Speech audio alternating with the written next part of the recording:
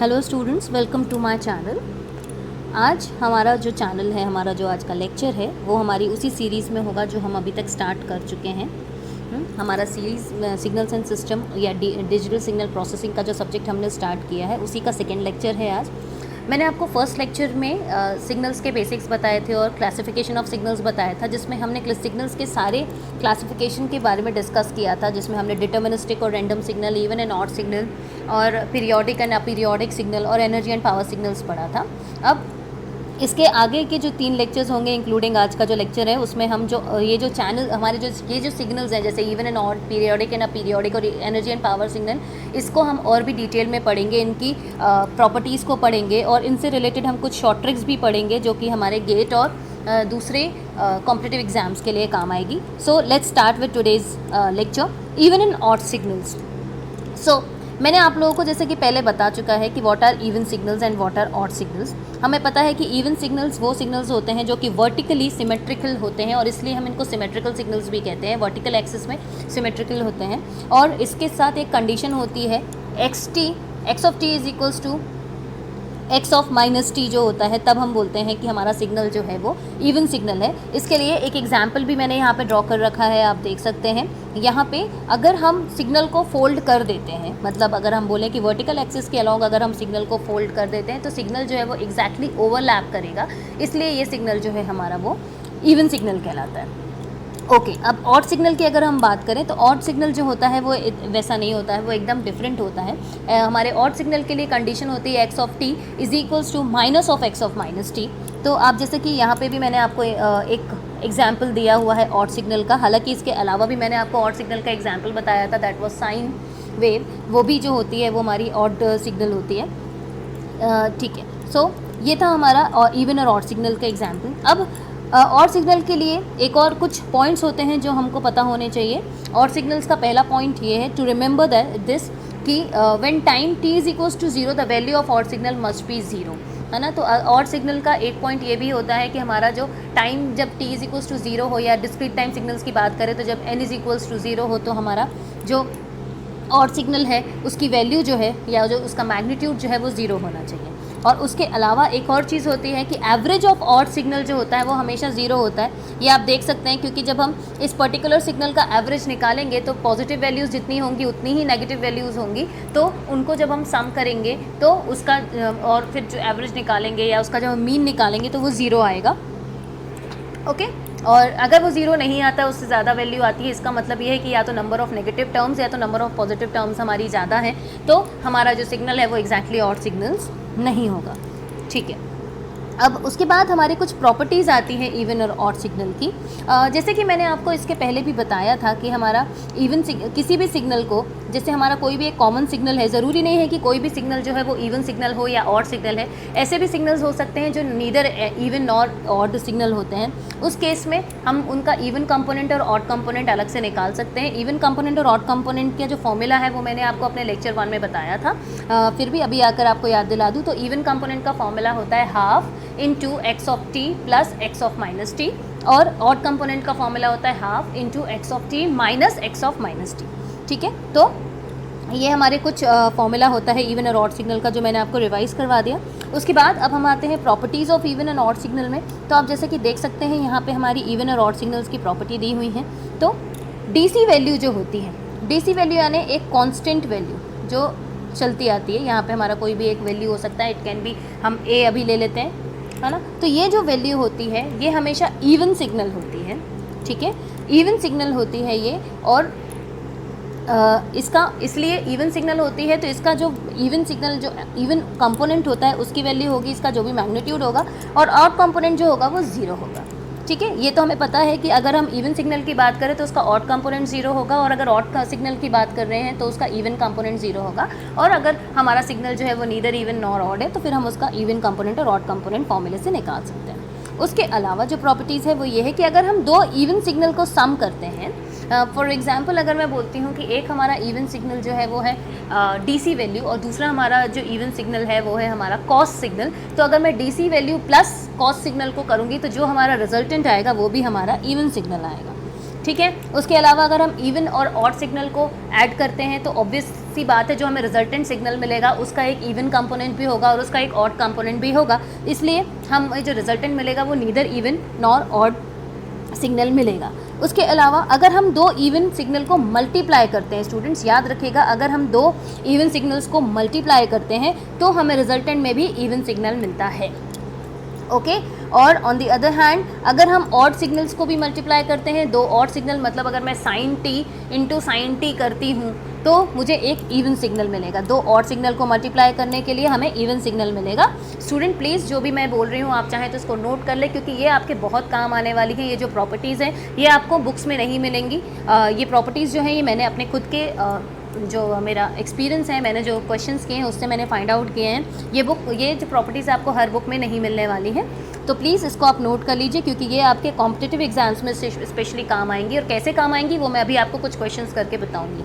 Okay so fifth property is, जब हम दो और सिग्नल्स को मल्टीप्लाई करते हैं तो भी हमको रिजल्टेंट एक इवन सिग्नल मिलता है। उसके बाद अगर हमने एक ऑड सिग्नल और इवन सिग्नल को मल्टीप्लाई किया, फॉर एग्जांपल अगर हम साइन टी और कॉस टी को मल्टीप्लाई करते हैं तो हमको जो रिजल्टेंट मिलेगा वो हमको ऑड सिग्नल मिलेगा। ओके उसके बाद अगर हम इवन सिग्नल का डिफरेंशिएशन करते हैं तो हमको ऑड सिग्नल मिलता है। तो वैसे ही जब हम ऑड सिग्नल का डिफरेंशिएशन करते हैं तो भी हमको इवन सिग्नल मिलता है, और इवन सिग्नल के इंटीग्रेशन में हमको ऑड सिग्नल मिलता है, और वैसे ही अगर हम ऑड सिग्नल को इंटीग्रेट करते हैं तो हमें इवन सिग्नल मिलता है। उसके बाद अगर हमारा 1 अपॉन ऑड सिग्नल हो, for example 1 upon sine t, तो भी हमको उसका जो रिजल्टेंट है वो ऑड सिग्नल ही मिलेगा, और 1 अपॉन इवन सिग्नल हो तो हमें उसका रिजल्टेंट जो है वो इवन सिग्नल मिलेगा। ये कुछ 12 प्रॉपर्टीज़ हैं आपकी इवन एंड ऑड सिग्नल्स की, कि जिस तरीके से हम दोनों इवन और ऑड सिग्नल्स के साथ अगर हम दोनों सिग्नल्स को ऐसे कंपोजिट सिग्नल बनाते हैं तो हमको क्या मिलता है वो इसमें बताया गया है। अब स्टूडेंट अभी मैंने बात की कंपोजिट सिग्नल की, तो आपको ये ज़रूर आया होगा मन में कि what is a composite signal. तो मैं आपको यहाँ पे बता देती हूँ कंपोजिट सिग्नल क्या होता है।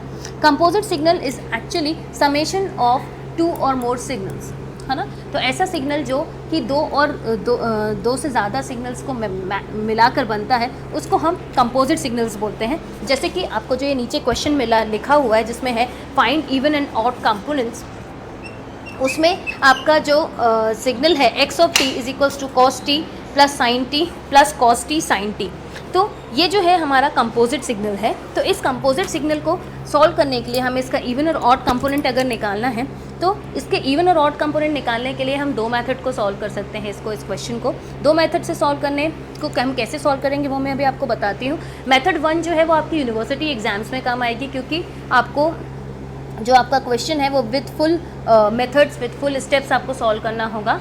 और मेथड 2 जो होगा वो आपके कॉम्पिटिटिव एग्जाम्स में यूज़ होगा, और मेथड 2 को हम ये जो प्रॉपर्टीज़ मैंने अभी आपको बताई उनको यूज़ करके हम मेथड 2 से सॉल्व करेंगे। सो लेट्स स्टार्ट विथ मेथड 1। पहले हमको यहाँ पे इवन कंपोनेंट निकालना है। तो इवन कंपोनेंट का फॉर्मूला जैसे कि हमको पता है x of t plus x of minus t by 2। तो हमने सबसे पहले इसके लिए हमारे पास एक्स ऑफ टी तो है, एक्स ऑफ टी तो हमें क्वेश्चन में दिया हुआ है।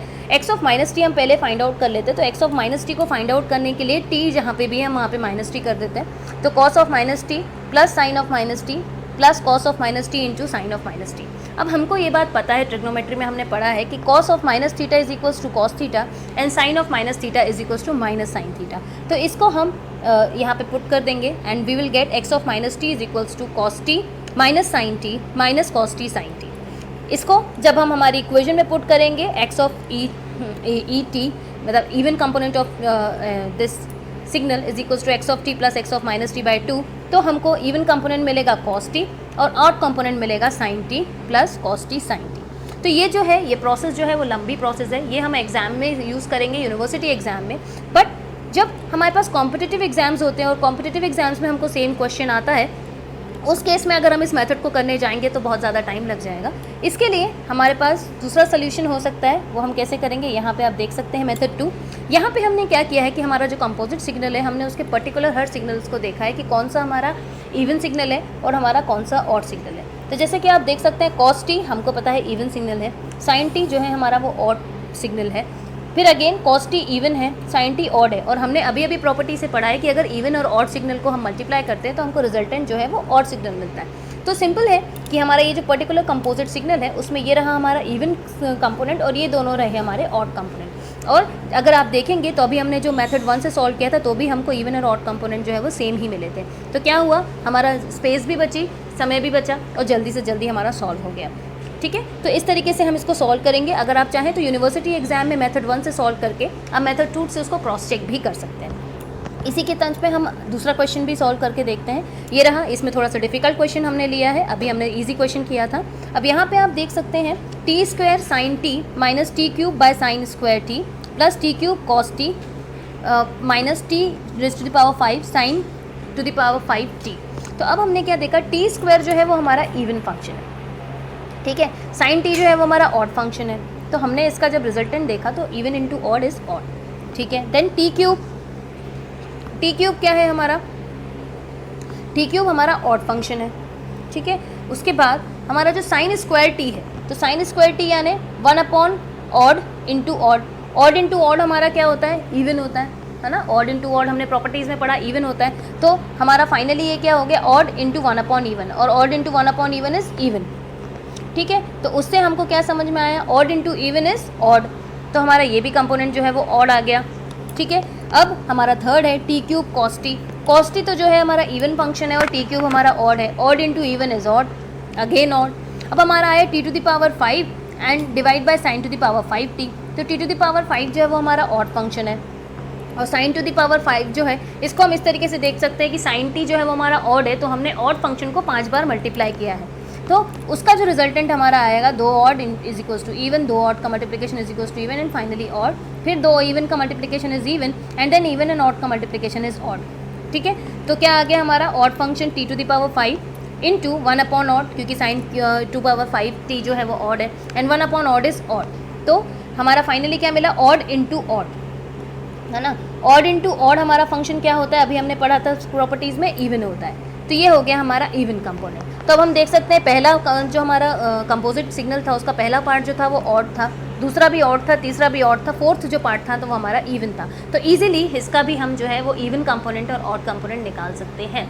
बल्कि अगर आप इसको पूरा सॉल्व करते तो आपको सॉल्व करने में टाइम लगता और हो सकता है कि कुछ कैलकुलेशन मिस्टेक्स भी हो जाती। तो इस तरीके से जो है हम even and odd component easily निकाल सकते हैं जब आपका कॉम्पिटिटिव एग्जाम्स आता है तो।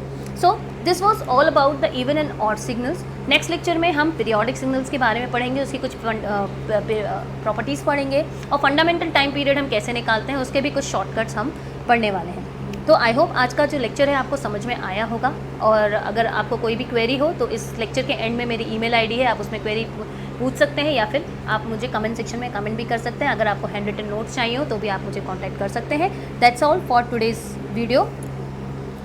Thank you.